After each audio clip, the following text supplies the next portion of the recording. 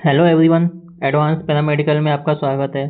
हम बात कर रहे थे रेडियोग्राफी फर्स्ट पोजीशन में वर्टिब्रल कॉलम की, जिसमें अपनी सर्वाइकल वर्टिब्रा रनिंग में चल रही थी, जिसको आज अपन कंटिन्यू कर लेते हैं। ठीक है, ये अपनी सर्वाइकल 7 वर्टिब्रास होती हैं।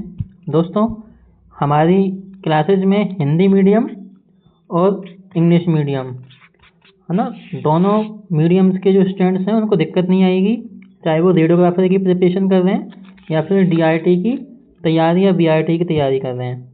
ठीक है, तो अपन आज की क्लास को कंटिन्यू कर लेते हैं।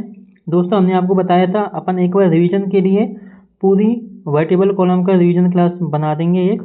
ठीक है, जैसे कि आपको दिक्कत नहीं आएगी।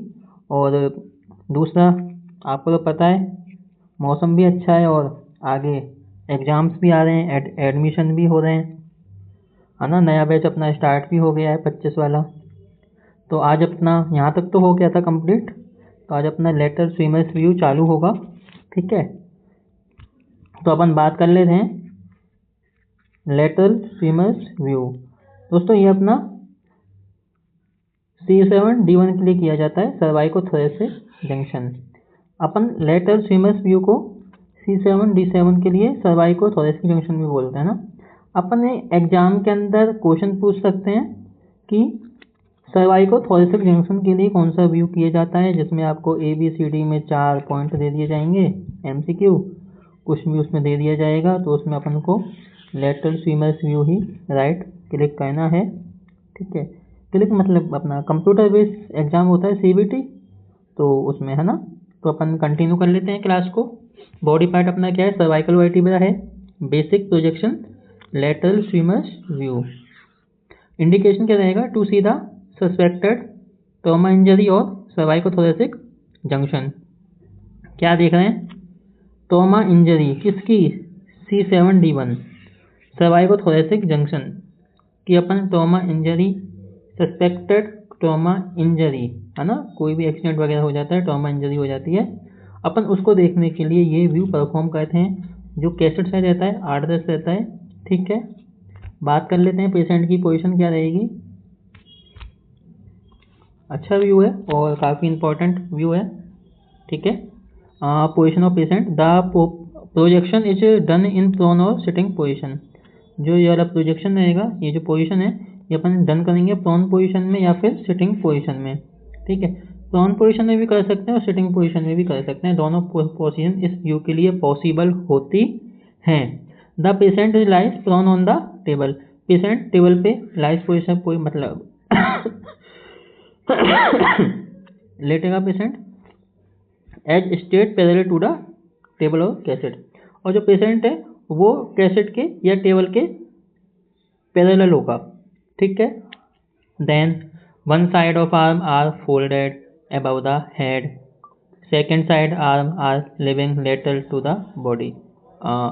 अपन को ये ध्यान रखना है, जो एक साइड की जो आर्म है अपन को हेड के ऊपर फोल्ड करेंगे।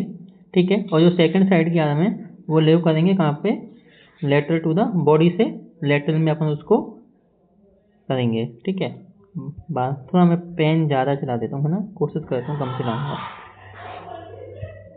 देखो, rotated the neck slightly and make the position like as swimmers.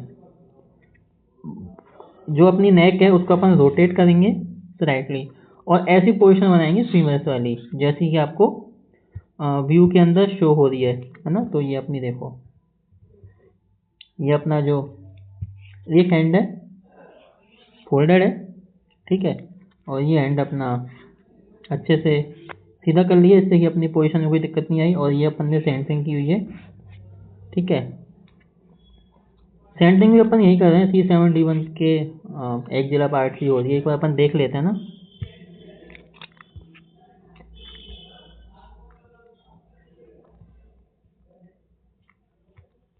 आगे चलेगा ये अपन, हाँ ये रहा। तो अपन ये कैसेट की पोजीशन क्या है, the cassette upper border at the level of year, ना कैसेट को जो अपर बॉर्डर रहता है वो ईयर नाक के लेवल पर रहता है, और सेंट्रल रे एट द सर्वाइकोथोरेसिक जंक्शन। C7D1 सर्वाइकोथोरेसिक भी अपन सेंटरिंग कर रहे हैं। ठीक है, जो अपना आर है सर्वाइकोथोरेसिक आर क्लियरली सीन जो अपना C1 C7 और D1 जिसके लिए अपन व्यू परफॉर्म कर रहे हैं, अपन को अच्छे से सीन हो जाता है और the cervical vertebra and soft tissue of basic are well seen. जो अपने सॉफ्ट टिश्यू और सर्वाइकल वर्टिब्रा है वो भी अपनी अच्छे से सीन हो जाती है। अपन बात कर लेते हैं एक्सपोजर फैक्टर की। एक्सपोजर फैक्टर अपना क्या होता है, जो अपने डिस्टेंस रहते हैं वो 92 से 100 सेंटीमीटर अपनी डिस्टेंस होती है। कितनी होती है, बिनवे से 100। और अपना जो MAS है वो 30 से 40 रहेगा। KVP 60 to 65 रहता है, ठीक है। और यहाँ पे ग्रिड भाई साहब अभी शांत रहेंगे, उनका यूज नहीं होगा, क्योंकि आपको पता है तो ये व्यू अपन सिटिंग पोजीशन में भी कर रहे हैं, है ना। तो दोस्तों अपना जो ये व्यू है ना C7D1 के लिए, रेडियोग्राफर के लिए, DRT के लिए, BRT के लिए जो भी प्रिपरेशन कर रहे हैं, जो भी radiographer assistant, radiographer, x-ray technician, dark room assistant, जितनी भी पोस्टें आती हैं ना, बहुत इंपॉर्टेंट चीज़ है। काफ़ी बार क्वेश्चन आया भी है और आएगा भी सही कि अपन सर्वाइकल थोरेसिक जंक्शन के लिए कौन सा व्यू परफॉर्म करते हैं। तो आपको क्या लिखना है, लेटरल स्विमर्स व्यू। तो आपको अच्छे से ध्यान रखना है, ठीक है। आगे अपन चलते हैं। अपनी जो सर्वाइकल वर्टिब्रा है ख़त्म हो चुकी है, आज अपनी स्टार्ट होगी थोरेसिक या डोर्सल वर्टिब्रा, ठीक है। तो इसका अपना बॉडी पार्ट क्या रहेगा, डोर्सल वर्टिब्रा। थोरेसिक की डोर्सल होती है, ध्यान रखना कितनी होती हैं, T12 या D12, ये अपनी 12 होती हैं, ठीक है। सर्वाइकल कितनी थी, 7, और ये कितनी है, 12 है। बॉडी पार्ट क्या है, डोर्सल वर्टिब्रा है। और अपना जो बेसिक प्रोजेक्शन है वो अपना AP व्यू है, indication for trauma and pain. अगर पेन हो रहा है या फिर कोई ट्रॉमा हो चुका है तो उसके लिए अपन ये व्यू परफॉर्म करेंगे। कैसेट साइज क्या रहेगा, 10/12 और 12/14 का अपना कैसेट साइज रहता है। पेशेंट की पोजीशन देख लेते हैं। Patient is supine on the table. Patient supine position में टेबल पे लेटेगा with middle sagittal plane, MS plane perpendicular to the cable. जो उसका MS प्लेन होगा, मिडिल सैटल प्लेन होगा, वो टेबल के परपेंडिकुलर रहेगा, ठीक है। Patient lies strength on the table. Patient lies होगा टेबल पे, लेटेगा, स्ट्रेट में लेटेगा, ठीक है। और ये अपनी आपको सीन हो ही रही है अपनी डोर्सल वर्टिब्रा, है ना। तो ये अपनी डोर्सल वर्टिब्रा है, आप अच्छे से देख सकते हो, है ना। ये 12 होती है घंटी में, T1 से T12, या फिर अपन थोरेसिक को डोर्सल भी बोलते हैं, अभी अपन ने बताया था, ठीक है। कहाँ आ गए अपन दोबारा, कहाँ तो तुम लोग पहुँचा देते हो यार। तो यहाँ से अपना स्टार्ट था, है ना।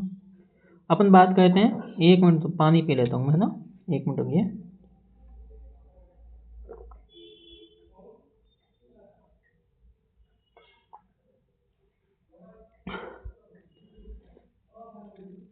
तो अपन बात कर रहे थे पोजीशन ऑफ कैसेट की। कैसेट की पोजीशन क्या रहती है,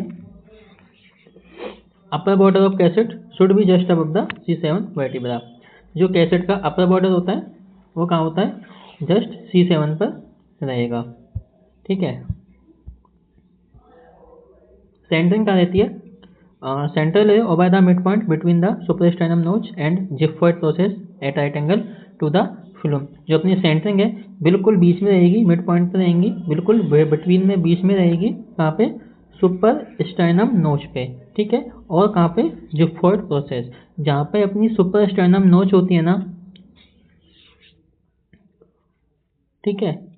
तो ये अपना सेंटरिंग का मिड पॉइंट रहेगा सुपर स्टेनम नोच पे या फिर जिफॉइड प्रोसेस पे, ठीक है। अपन को ध्यान रखना है, ये भी ध्यान रखना है जिफॉइड प्रोसेस कहाँ होती है, क्वेश्चन बन के आता है, ठीक है।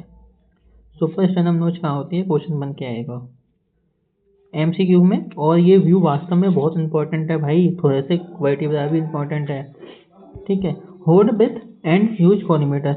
अपनी जो ब्रेथिंग है उसको होल्ड करेंगे और कॉलीमीटर, एक्सपोजर के दौरान अपन कॉलीमीटर का यूज करेंगे, ठीक है। जो अपना RA रहेगा, रेडियोलॉजिकल अपीयरेंस रहेगा, वो देख लेते हैं। Bodies of dorsal vertebra are clearly visible with spinous process. जो अपनी डोर्सल वर्टिब्रा है वो अच्छे सीन हो जाएगी और साथ में स्पाइनस प्रोसेस भी अपनी यहाँ सीन हो जाएगी। ध्यान रहे स्पाइनस प्रोसेस कहाँ होती है, डोर्सल वर्टिब्रा पे होती है, और transverse process are clearly seen. जो ट्रांसवर्स प्रोसेस है वो भी अपन को अच्छे से सीन हो जाती है। जो अपना एक्सपोजर फैक्टर है वो 90 to 100 रहता है, MS 80 और KVP 60, डिस्टेंस 90 से 100, MS 80, KVP 60। और यहाँ पर ग्रेड बाइसेप को बोलेंगे आप उठ जाओ, आपका वक्त आ चुका है। तो यहाँ पे अपन ग्रेड का यूज लेते हैं। दोस्तों आज अपने 2 व्यू कंप्लीट हो गए हैं। ठीक है, इतना काफ़ी है, अपन फिर क्लास लेके आएंगे। तब तक के लिए राधे राधे। बाकी तो दोस्तों देखो, कोई दिक्कत आती है कमेंट में बता दिया करो, है ना। अभी अपन को कमेंट की भी ज़रूरत है, लाइक सब्सक्राइब सबकी ज़रूरत है। ठीक है, अभी 1.5-2 महीने हुए हैं और ठीक चल रहा है वैसे तो। ठीक है, आप लोग भी थोड़ा सपोर्ट करो, इस समय तो सपोर्ट की ज़रूरत है। चैनल को लाइक शेयर सब्सक्राइब करो दोस्तों। ठीक है, तो तब तक के लिए थैंक यू।